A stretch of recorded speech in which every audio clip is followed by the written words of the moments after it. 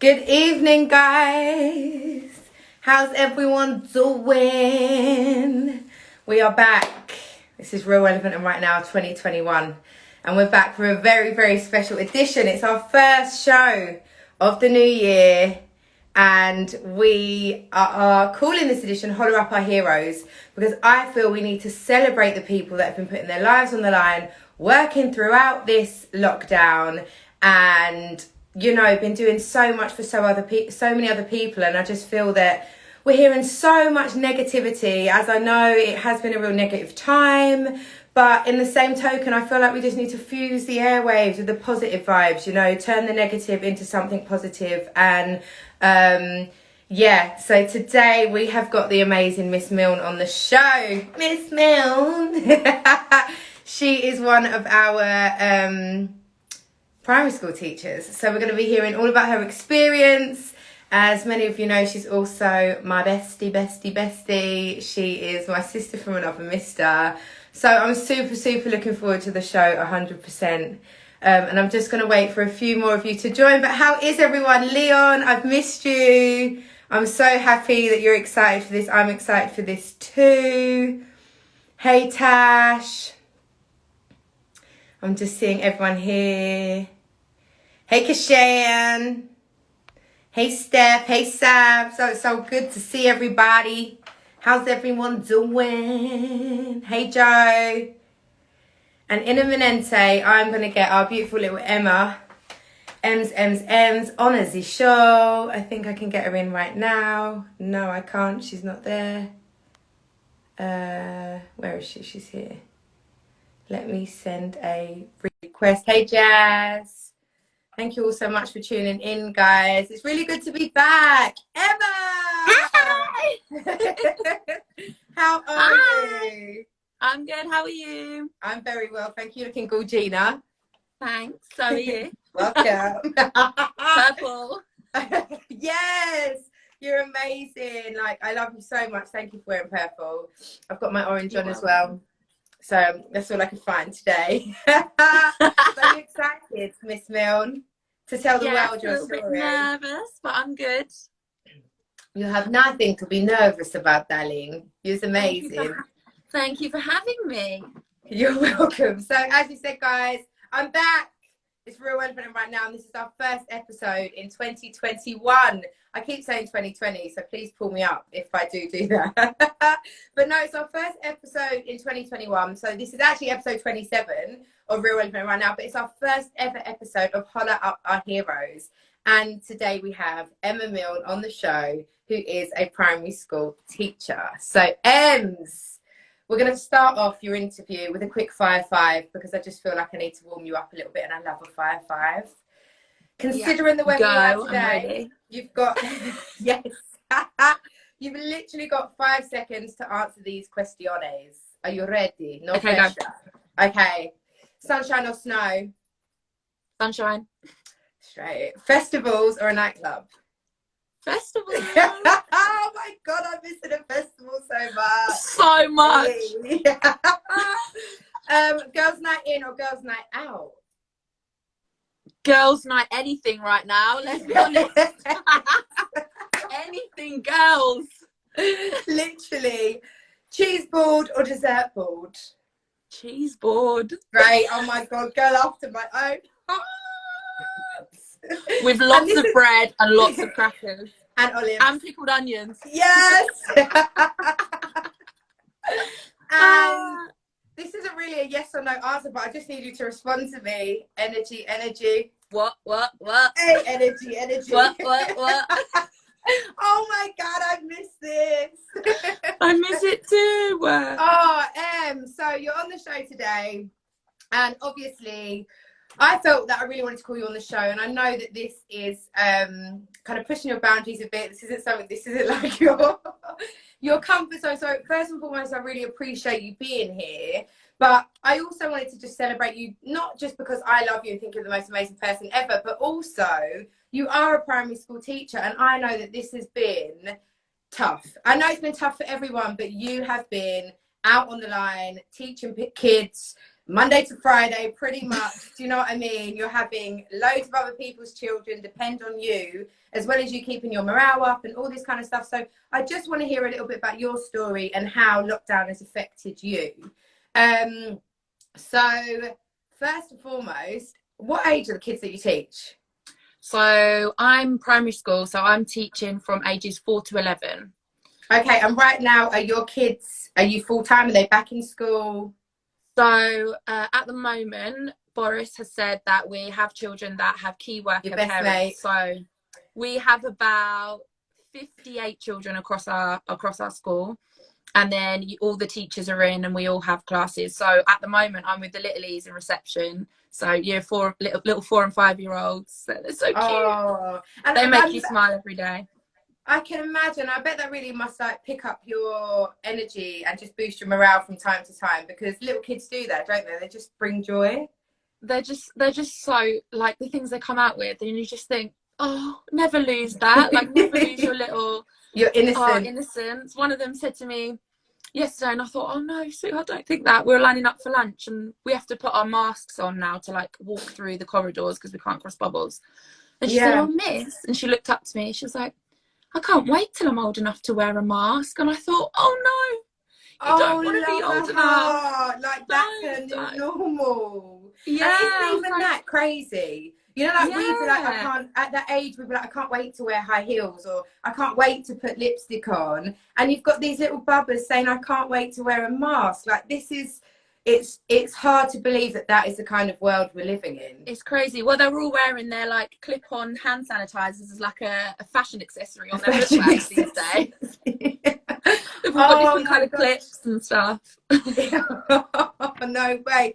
And Ems, where you're working with such young kids, like, how have they found like the understanding of all these changes? Like, has it been an easy transition? Has it been really difficult? I know we're now in like lockdown 3 or 4 or whatever the hell it is, but you know, like having to wear masks, having to socially distance, stuff like that. How's that been? I think they have to, you know, why adults are wearing a mask. And I mean, they're brilliant now at like washing their hands. I mean, all teachers that are watching this or people that work in education will know, you feel like you're constantly washing your hands. They go for lunch, wash your hands. Go for play, wash your hands. Everything, like you about an hour and 15 of a school day is washing children's hands.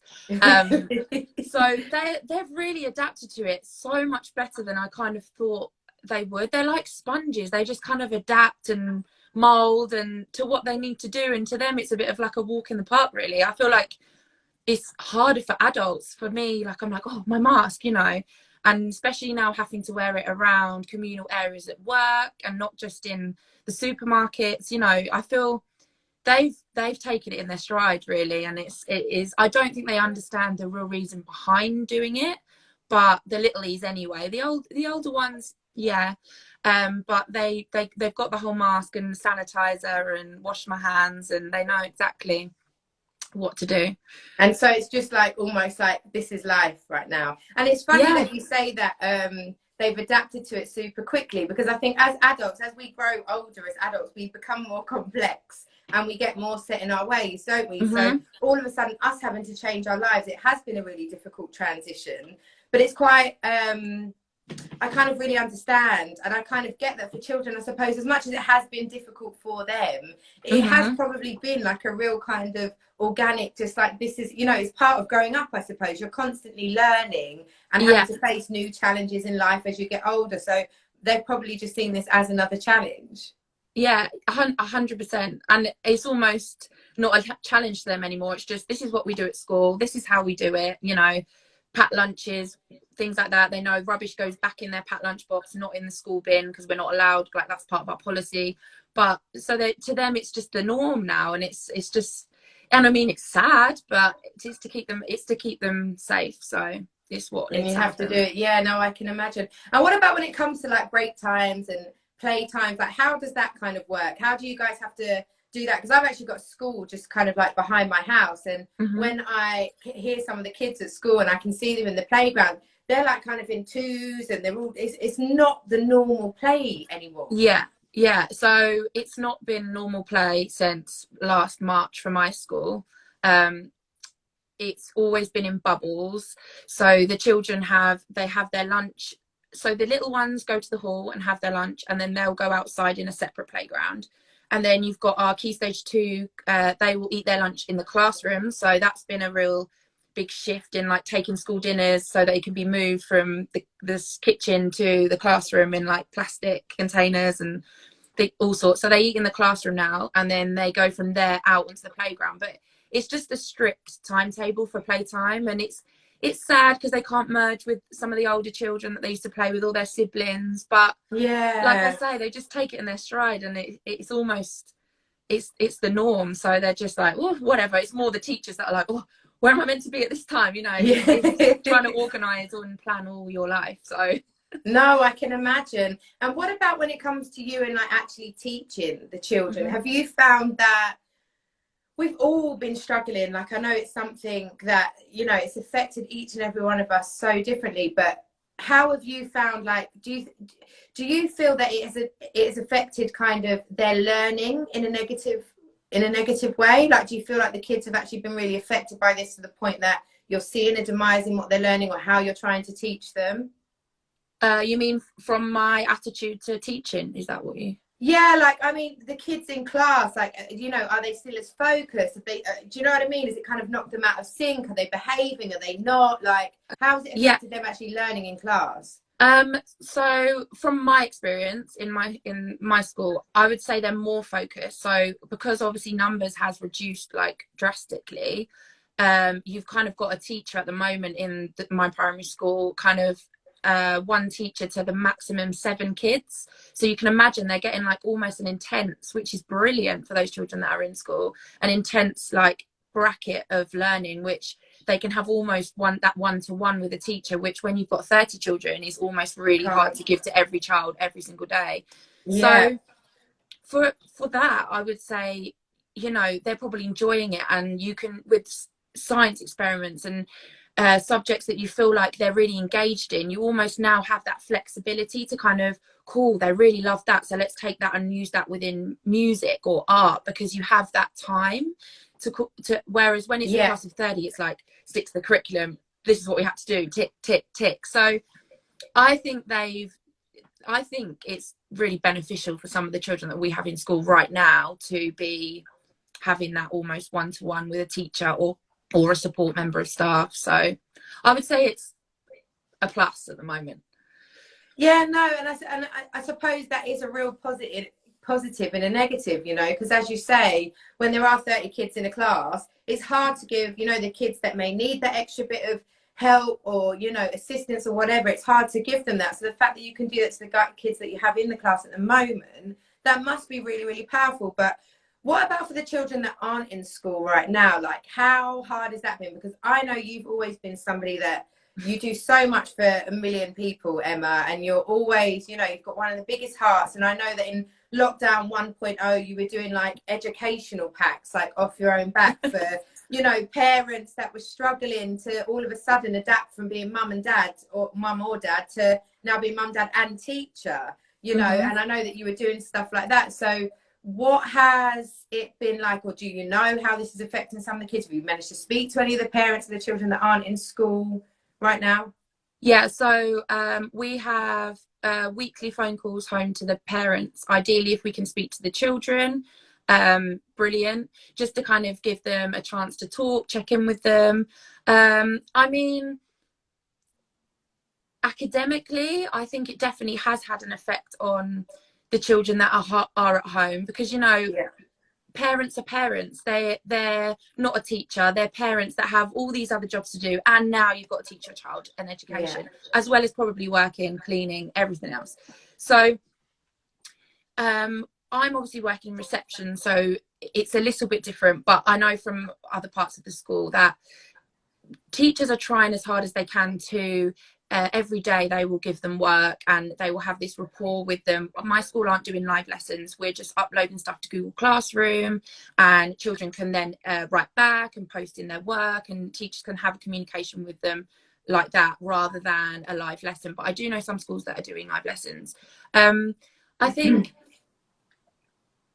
the children that are at home, academically, you know, they are losing out, but they're gaining in so many other things that schools necessarily can't teach them. So, you know, family connections, like empathy, things like resilience, and, you know, a bit organization, life skills, how to make a sandwich, you know, oh mum, I'll help you do a food shop, value of money, you know, these are things that we can try and implement in school, but they're kind of things that just need to be done at home and learn. And, you know, baking, they're learning measurements. So like a lot of parents are panicking, and it's just about, don't worry, children are always learning, like they're always learning through play, through, so, you know, don't worry if it's not going down on paper and you've got nothing to show from it, as long as, you know, they've taken something from an activity, or you've had quality time. Like we've had lots of parents that have said, you know, we picked up a board game with our child for the first time in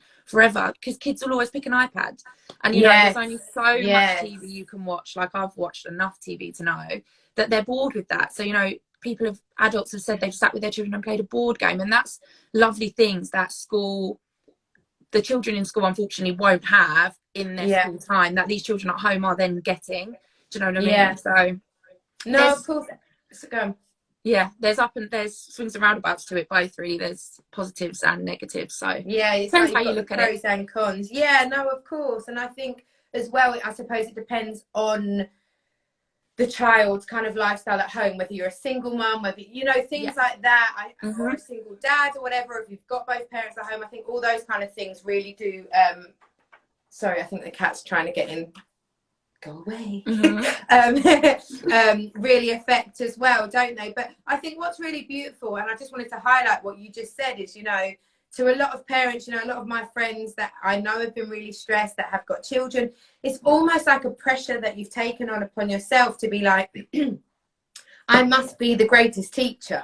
But like you just say, children are constantly learning, and actually it's about relieving that pressure from yourself as the parent, and kind of saying to yourself, like, you're doing good. Do you know what I mean? You're a human being. No, 100%. And it is, I suppose, beautiful, especially when you've got younger kids, like the age group that you're teaching, who are so observant, you know, like just the comment you said at the beginning, which I just think is so beautiful.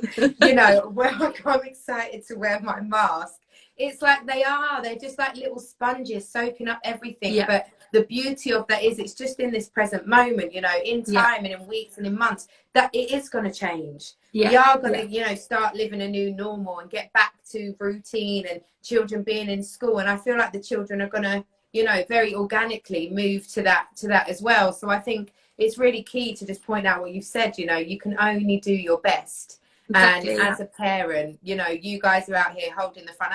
And I believe as well, you guys are also there for any parents that feel they need a bit of extra support, right? You do telephone calls and stuff like that. Yeah, telephone calls. We're doing some Zoom options with some parents that are really struggling. And, you know, we're sending constantly out ideas. So if they can't do some of the things we've sent, they can pick something else up. And, you know, and we say to them, if that child doesn't want to do that, leave it. It's just not today. Today they just don't want to do maths. Pick it up tomorrow, you know. And as long as you get them engaged in something, or a couple of things a day, it's brilliant. That's the best thing. It's just, as soon as you're stressed about it, your child's stressed about it, it's just not worth it. And I think it's also like worth saying as well, you know, it's difficult to teach, I suppose, a child in an environment that's not their usual learning environment. You know, like 100%. Even as an adult, even me, it's like I have to take myself out of, like, let's say my bedroom, and put myself in the music room when I want to create, and get right. Okay, cool, Kirsty, I'm in that mindset now. I'm ready to write. I'm ready to do music. So it's like, I feel like we have to take that on board as well, because kids are just at home, and usually being at home is when you're relaxed. It's your free time.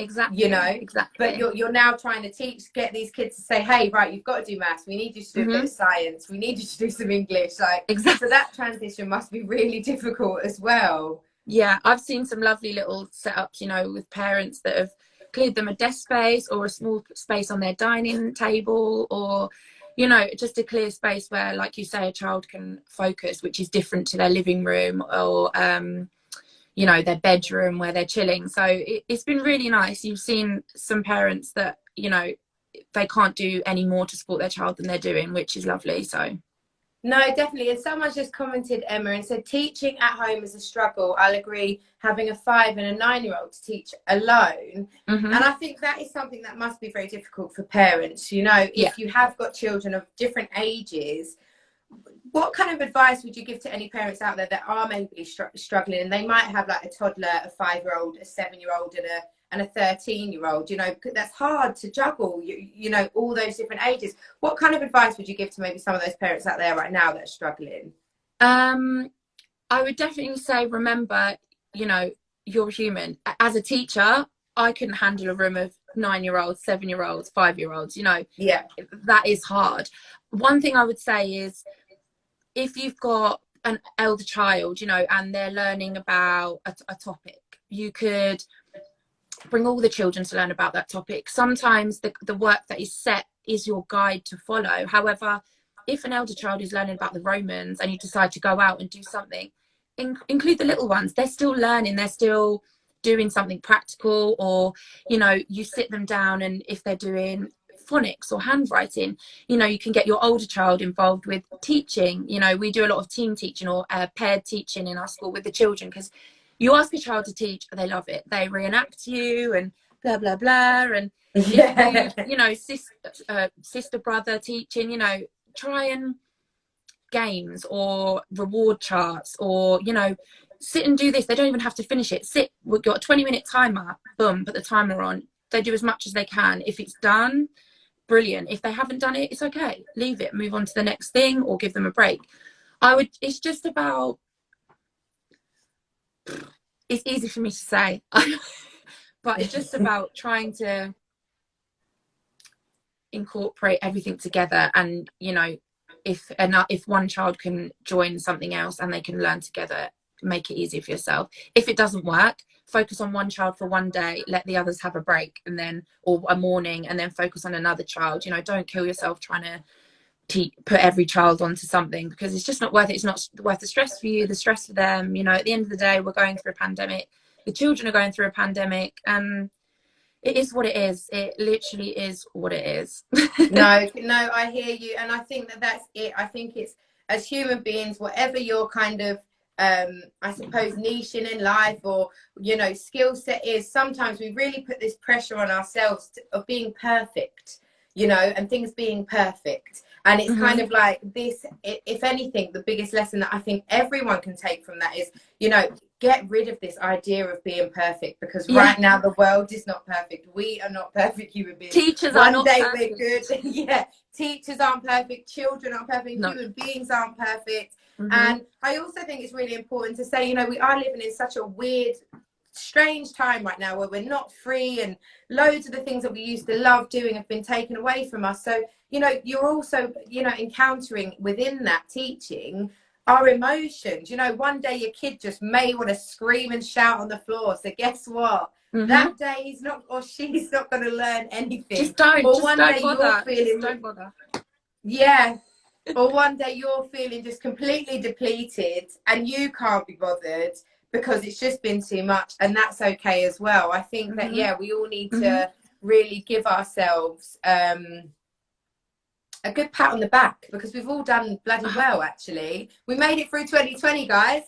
Like, straight. You know what I mean? We made it through 2020. It's now 2021. And Fiona just said that she'll definitely think about trying the timer, because it sounds like a really good idea. 100%. So, yeah, and reach really out good. To me if you have any other questions. I'm here. Message me, DM yeah, me. I was going to say that, Emma, I know that you're there. So if anyone wants to get in touch with Emma, or if she's here, you can DM her, Milne_01. And I just want to say, shout out to Pops, because I've seen him popping up and he said he's very proud of his daughter. So I know that we're so proud of you. But yeah, shout out to Pops, definitely, Mr. Milne. But Ems, another question I wanted to ask you is, you know, like, how have you personally been able to kind of manage your time and also prioritize the children? Because not only are you a teacher, but you're also a human being. You have a life, you know. How have you kind of balanced the both to keep your head above water? To be honest, at the beginning, it was just like, it was just as everyone else. It was just like, what, you know? And it was just take each day as it comes, and, trial and error. That was my biggest thing. You know, you would do something and with the children and it just wouldn't work, and you'd just be like, okay. And then for myself, you know, there'll be days where I'm like, oh, I just want to be in my pajamas. And you okay? Hello? Yeah, no, I lost you then, but you're back. So Oh, I was like, oh. There'll be days where, you know, I just wanted to be in my pajamas and I'm just not feeling motivated and blah, blah, blah.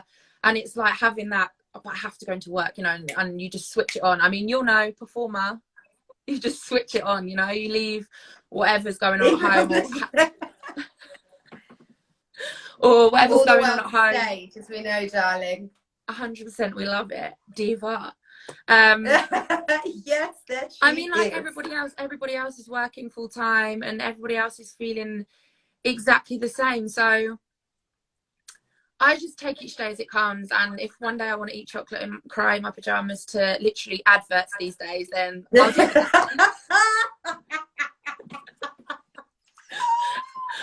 I think we can all relate. Do you know what's been my worst one at present that I've cried to? The Voice. Why is it always The Voice? I always watch the singers and I'm like, oh my God. I've heard the girl that was on, like, the other day on she was the last person. Apparently people were just crying. Really? I've not watched it yet. Yeah, I haven't watched it either. I feel like I might not, because, you know, I don't need to cry anymore. But yeah, I just take each, there's nothing really that I do. I just take each day as it comes, and if I feel like I want to eat rubbish food, I'll eat rubbish food. If I feel like I want to be in bed till midday, I'll be in bed till midday. If I feel I want to put my makeup on and glam up, I'll do it. Because to go Tesco's, I'll do it. Yeah. And I think that that's such a commendable characteristic and trait to have, Emma, and I feel like that's why it's so important for me to get you on and for you to talk about, you know, your journey through this whole lockdown and pandemic malarkey, because you have always been one of those people that you just get up and go no matter what comes your way. And I think all of your students and your kids at school are so lucky to have you, as well as your teammates, as well as us as your friends, because you are always that positive one. You check in on us constantly. And I know, like, you are also human and you have your down days, but you never allow them to last long. You always jump back up, and I just think it's such a commendable thing to, or, you know, thing for you to or the person that you are, especially now. It's kind of like you're shining your light and you are an absolute queen. And I I'm so happy that you're on the show today. And thanks for having me. Yeah, I just want more people to just see, you know, sometimes I know that it can be really difficult, and I get it. I do get it. We've all had our down days. This last week for me has been pretty tough because there's stuff going on, and you know, but it's so good when you can reach out to somebody, or you have someone like you in your life that is just like, okay, cool, Ems is doing it, so I can do this. I can switch myself back on, and we can get through the day. So thank 100%. You for being you. But also, Ems, I want to ask, like, do you feel as a teacher that you're getting enough support at present, like from the government and stuff like that? Do you feel like you guys are supported?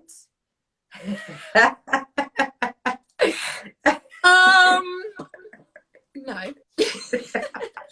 I personally, no. I don't feel we've been supported enough. I feel that everything the government has done, I feel personally, has been last minute. And I think things that were preempted, like, come on, this was going to happen. But they, you know, like this last lockdown, they let us know at 8 p.m.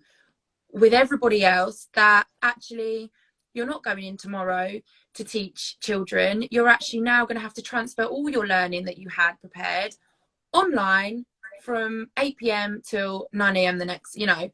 And I feel for the parents as well, and the children more so. Like, some of the little ones would have been in bed by 8 o'clock, you know, thinking, tomorrow I'm going to see my friends for the first time in forever, and, you know, I'm going to see my teachers. They've gone to bed with that and then woken up, and, you know, that's not the case. I just think lack of communication has been a massive thing. I mean, across this whole pandemic, not just with teachers, I mean with everyone, but definitely lack of communication. You know, things about our health and safety policies, everything coming out just a little bit too late, and it's hard to then snap, you know. And that's one thing that I've definitely learned is I've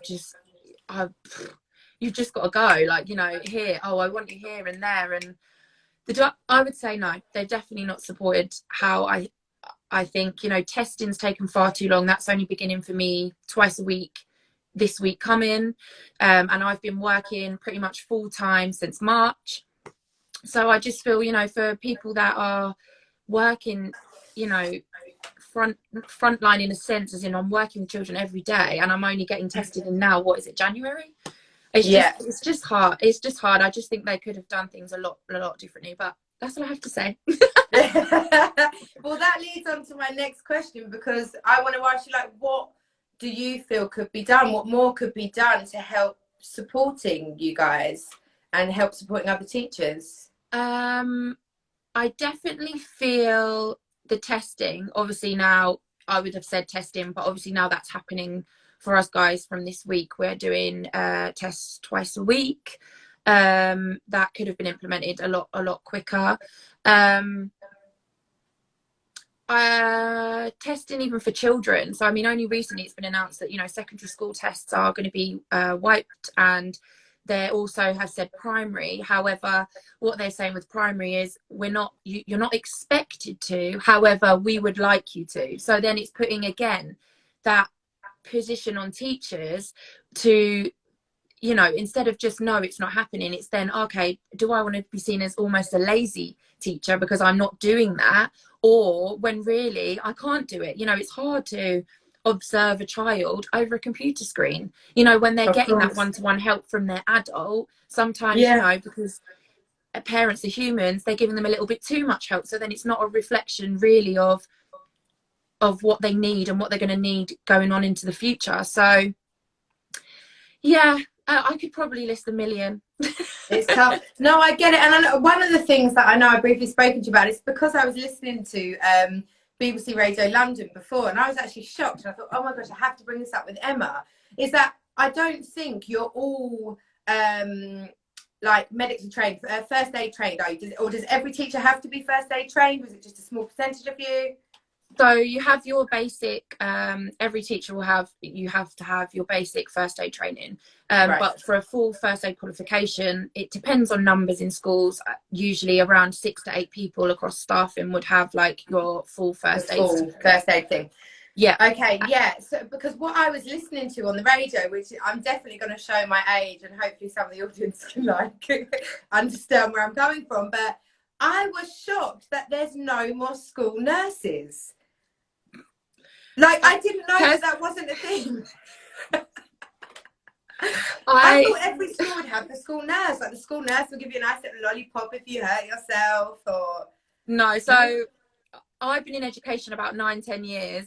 There's never been a school nurse. Okay, so sadly, it's one of the days where you used to get, oh, you're feeling poorly, go to the school nurse. Yeah, that doesn't happen anymore. No, so it's down to you as a teacher. That's crazy.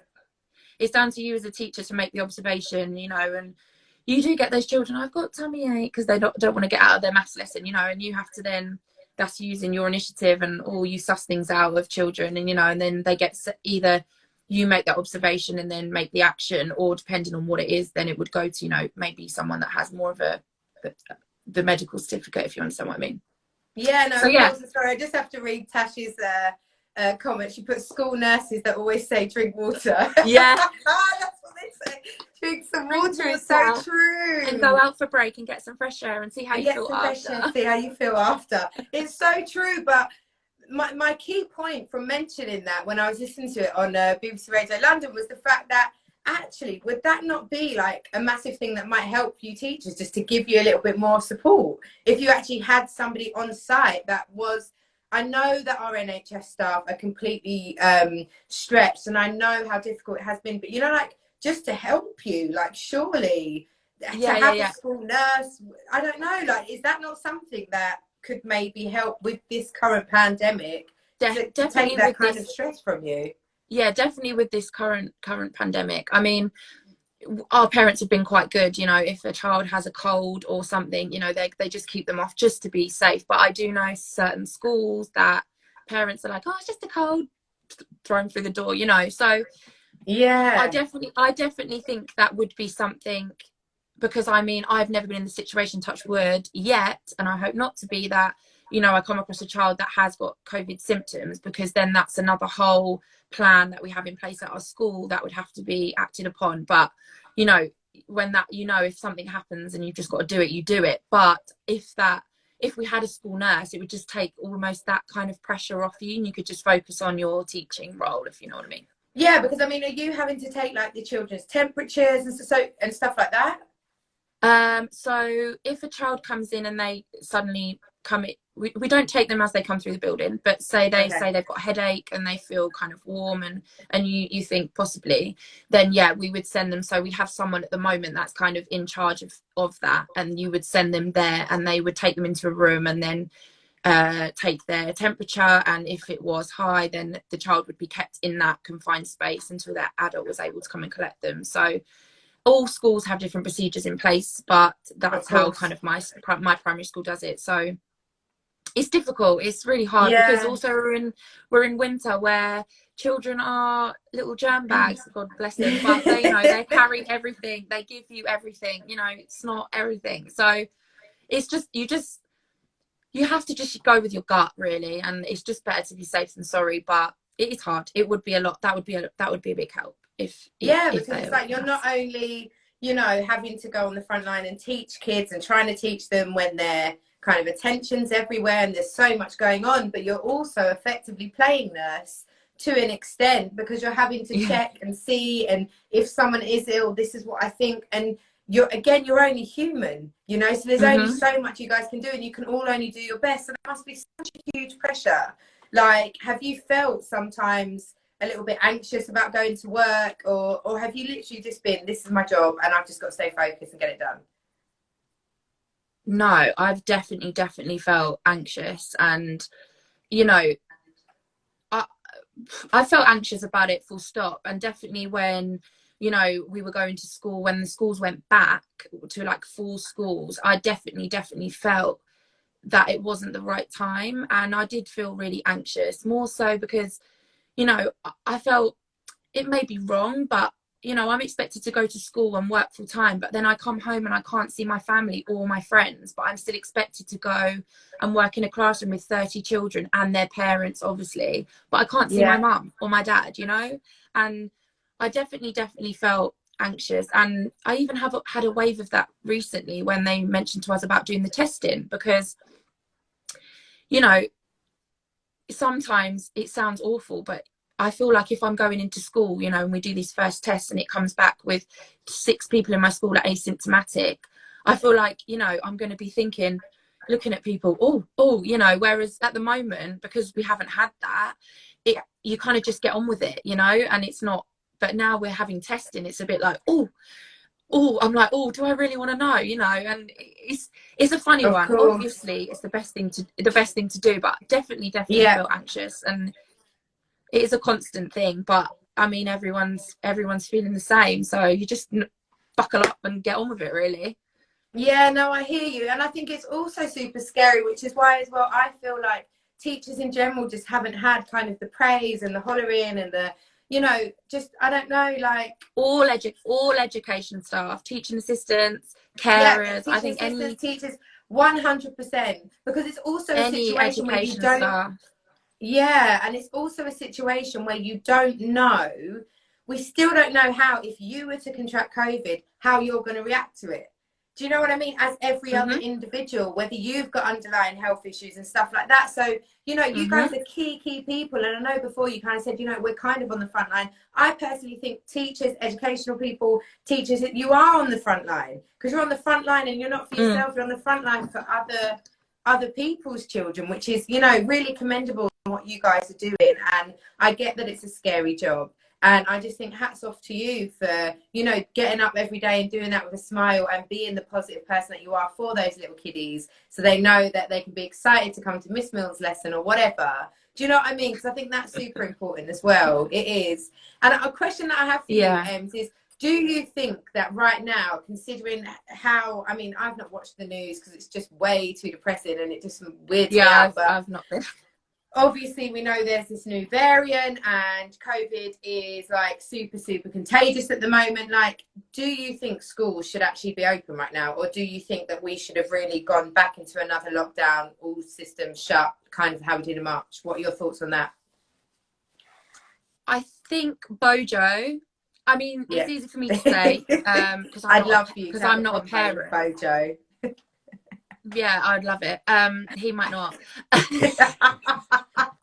So true. It's easy for me to say because I'm not a parent, so I'm coming from a teacher stance. But I would say the bracket of children that are allowed, in a sense, to come to school at the moment during a pandemic is a bit too wide. So in the first lockdown, the key worker children were basically, if both parents were key workers, their child can come into school. Now it's if one parent is a key worker. So what you're finding is lots of, not all, but lots of parents are their parent, one of the parent might be a key worker and the other one's working from home, and they will still send their child in because one parent is a key worker, which I get, you know, the other adult does have to work, but then obviously that's bumping the numbers up. So you know, in the first pandemic when it was tighter, we had 12 children and we grouped as one bubble called a rainbow group, and that was mixed age group. So that's when I had to learn to, you know, be flexible with learning and things like that. Whereas now, because of the numbers, because of the bracket, you know, each teacher is having to come in every day to school. So it's defeating the kind of purpose of a lockdown in a sense. Because obviously there's more children, so you have to have so many adults to a child and for their safety. So yeah, it's difficult, but I do think, I think if we're going to make a difference, I think things need to be a little bit tighter. And in regards to schools at present? Yeah, in regards to schools, yeah, and in regards to general, I also. Yeah, no, I hear that as well. And obviously, Emma, this is probably to date one of the most challenging, well, I think for everybody across the board, but we're talking about you right now in your career.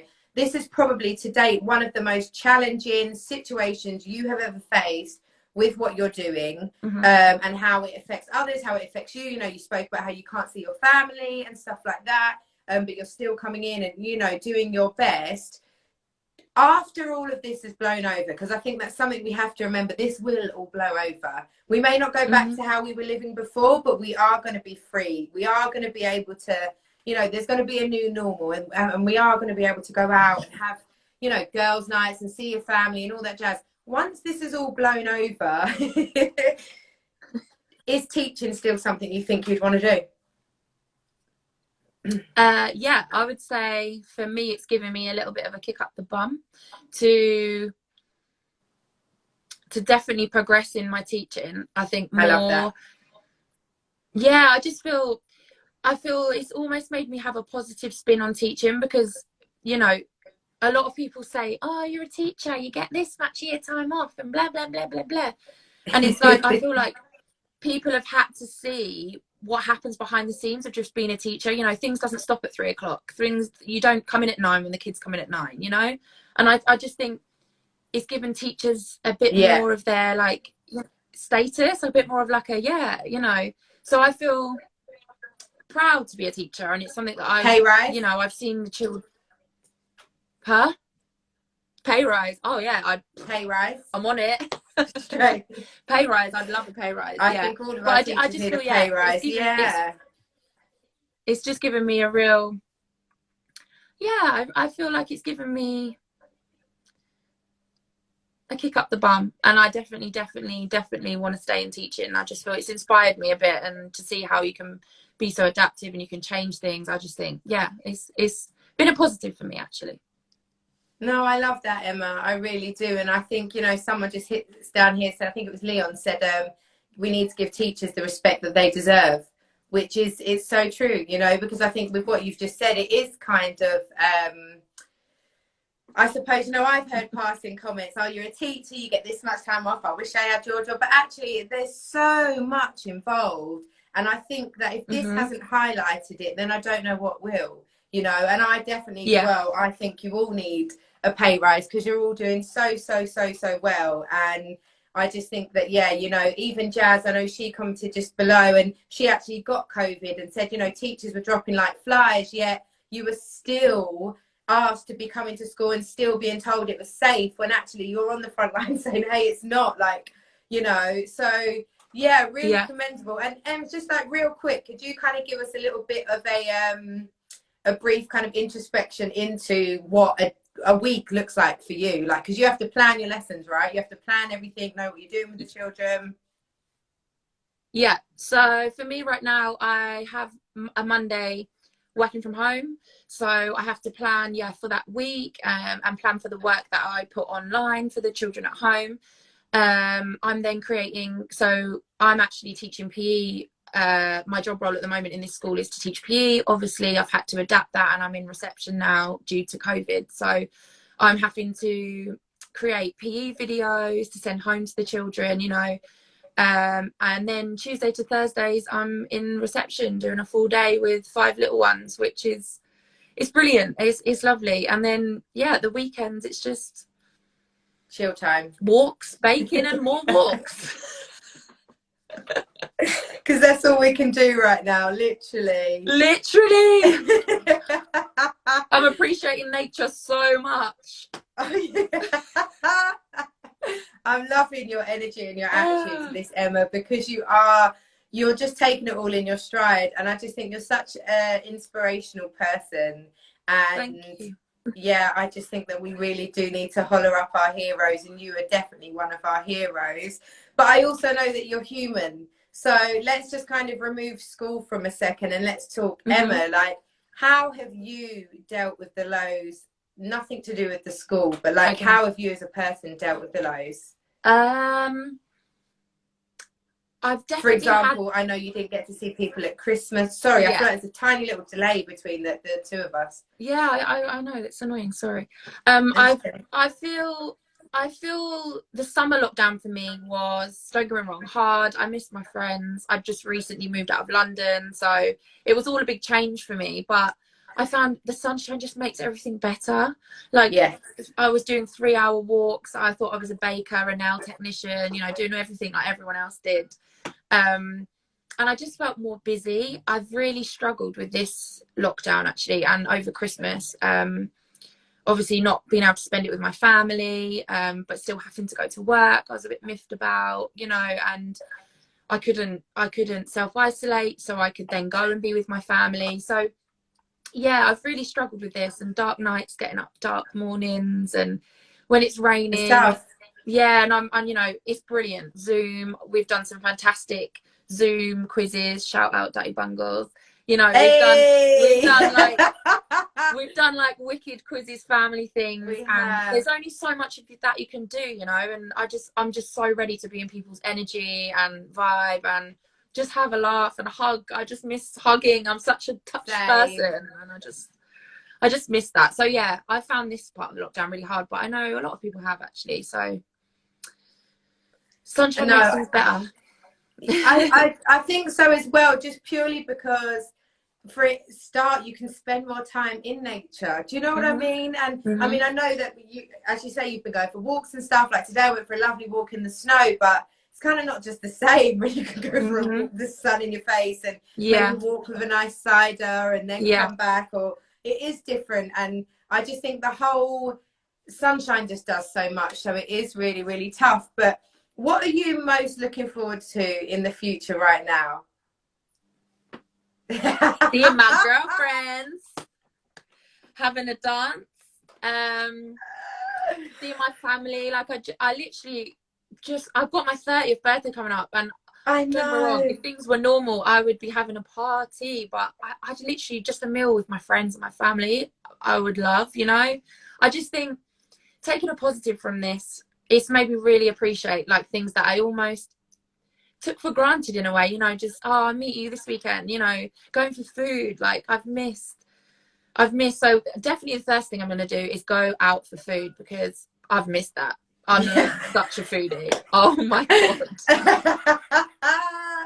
Literally for a nice meal and just not thinking. And a porn star martini, freshly made, not out of a carton. By somebody, not by yourself. Do you know what I mean?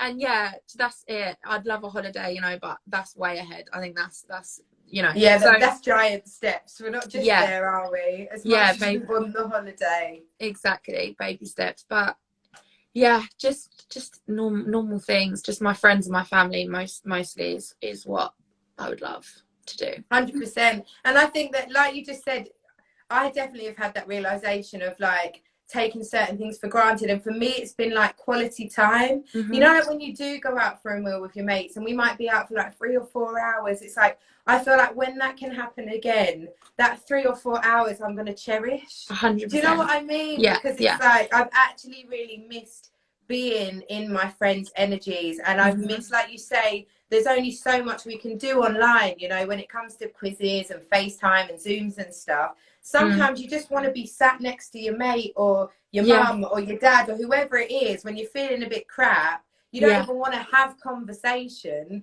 You just want to be in their energy. 100%. And it is going to mean so much more. So I'm definitely looking forward to it. Definitely. I can't wait. I'm going to squeeze everyone. 100%. And it's like I said, the way we need to think, guys, is forward thinking. Every sleep is a day closer to bottomless brunch. Hey. Because I know that is what we all need right now. I don't know if I could handle a bottomless. I have one glass of wine now and I'm like, ooh. I know, this was the other thing. I was like, I don't know, like I'm gonna have to like test myself when it comes to actually drinking alcohol again. Same. I think I'm probably gonna be a bit of a lightweight. Me too. I'm gonna be a cheap date. Whoop. Oh, Emma, I love it, literally. And one question I want to ask you: do you feel that we are ever going to go back to like how life was before, or do you think that it is going to be a different way of living? What do you think? I definitely think it'll be a different way of living. I definitely think,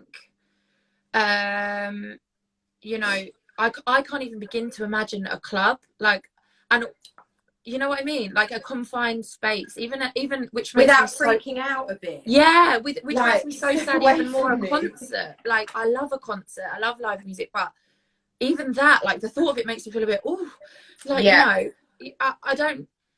I think no, it's not going to be exactly the same as it was, but I definitely hope it goes back to like small, like this close to what it used to be like, because yeah, I can't live like I this just can't too much imagine longer. anything different. Yeah. It's like I was talking with a friend the other day and we were just saying like I can't wait for the day when we can be around people and not feel cautious, like oh, he's coughing, is it Rona? Like, you know, when it's like, oh yeah, try my drink, babe, and I'm gonna be like, actually, do you know what, I'm all right, cheers, I'm all right, let's go. Yeah, when let me get my own straw. Yeah. Like basic things you're just not even going to think about. Literally. No, I know. And I think none of us have the answer really. Yeah, it's like I can't imagine being in a nightclub. Me neither. Because you just think like, guys, I know when we've been out, we're of a similar age, it's like you get hot, you get sweaty, you're like moving against people in the crowd. It's like yeah, I don't know how I'm going to feel. Like even earlier I went for a walk and I actually ended up like on a really busy road and I didn't mean to be. And then I kind of was like, oh my God, there's like loads of people. Like I need to just get back to the park because this is... And I'm just like did a massive U-E. And it freaked me out a bit. Well, that's usually not like me at all. So no.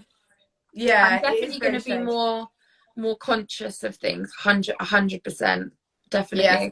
I mean, a festival's fine because in my brain it's outside, like fresh air, particles, you know. But a club that's closed, and maybe they could have like antibacterial sprinklers in a festival, or like antibacterial guns across the crowd. Fill me out. That would actually, like, I mean, I'd be happy with that. You know how I love my antibac. Yeah. But you know, like little things. My anti-bac. Yeah, I just can't deal with it. This person's journey. And I don't know how I'm going to cope with like public, like a festival toilet. Toilets. I literally just about to say same. No, I couldn't. And I've got too much pride to pee in a bush. There'll be none. I don't understand what would happen. There'll be none of that. What do we do? Cross your legs and just hold it. No, don't. That takes me back to Defected last year or the year before. We'll save that for another day, guys. Yeah, Sorry, we can't reveal all of our secrets. So, but yeah, these things have been going through my mind as well. Emma, dehydration, Leon says. Yeah, I know, it's very true. Literally. Don't break the seal. Literally, don't break the seal. It's very, very true, guys. But really important question. What have you learned most about yourself throughout this lockdown? Because I think we've all had a few lessons, that's for sure. I have learned that I can be happy in my own company. That's one of the main things that I have learned. People that know me know, like, I'm such a people person. So, like, if I'm going somewhere, I'll invite, like, all 7 of the girls. I won't just invite one, you know? So I'm so used to having people round, or if I'm chilling watching TV and you want to come, like, you know? So having a big space of time where I have my own company, I had to learn to love it, you know? But it's nice. Like, that's definitely one thing I would say I've just learned to, like, love my own company. I've learned to be definitely resilient, definitely this is a really hard question. Definitely you know, definitely able to chop and change. Like, I can, you know, switch from here. Adapt Emma, we need you, quickly. please. Adapt, that is the word. Thank you, saved me. Adapt. Yeah, like, boom boom bam. Oh, today Emma, you're going to be here, not there, you know? You're not going to be teaching P now, you're going to be teaching a 4-year-old, you know? It's very different. So yeah, I would just say that, and just to be kind. Like, I've learned, you know, some people, when they're angry and nasty, it's not their fault always. They're just, you know, it's not always their fault. Just be kind and spread love always, literally. I love that. That's amazing. And I think as well, like, that is such a huge thing. And I think, like, you know, like, spending time on your own, if you're not that way inclined and you're not that kind of person to do that, that's huge.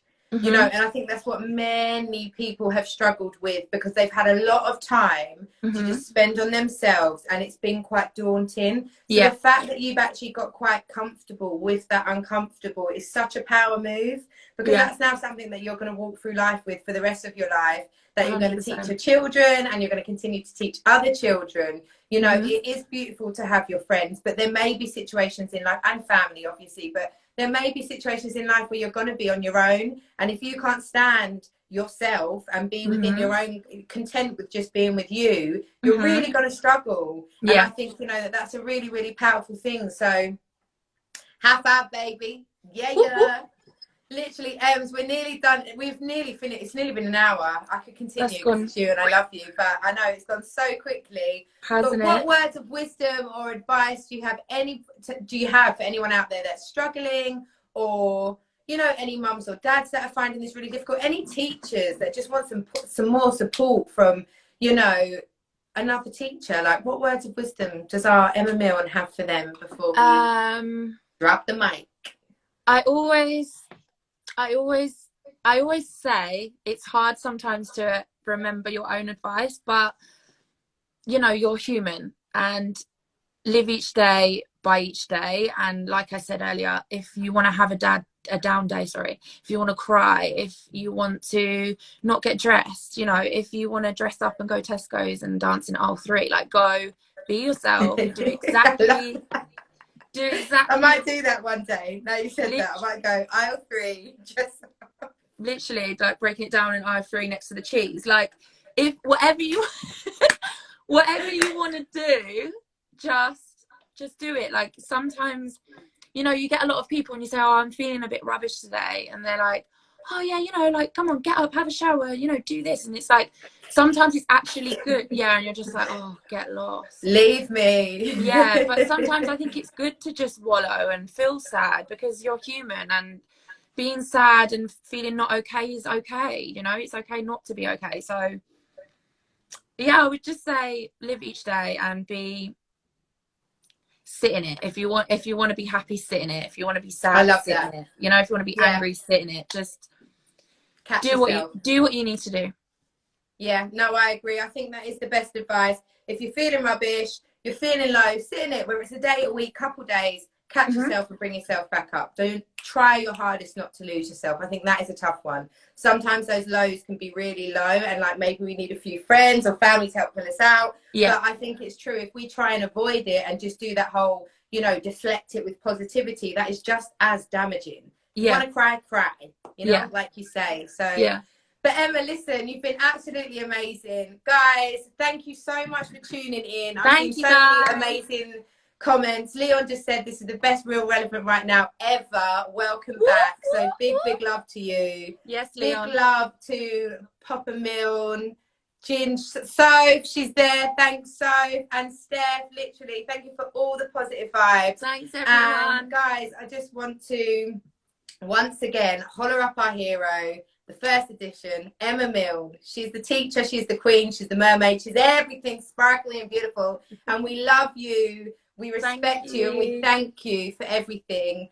And yeah, it's been a wicked interview, Ems. And as Em said before, guys, if any of you need to hit her up, you want some, you know, tips or advice, Em, where can everyone find you?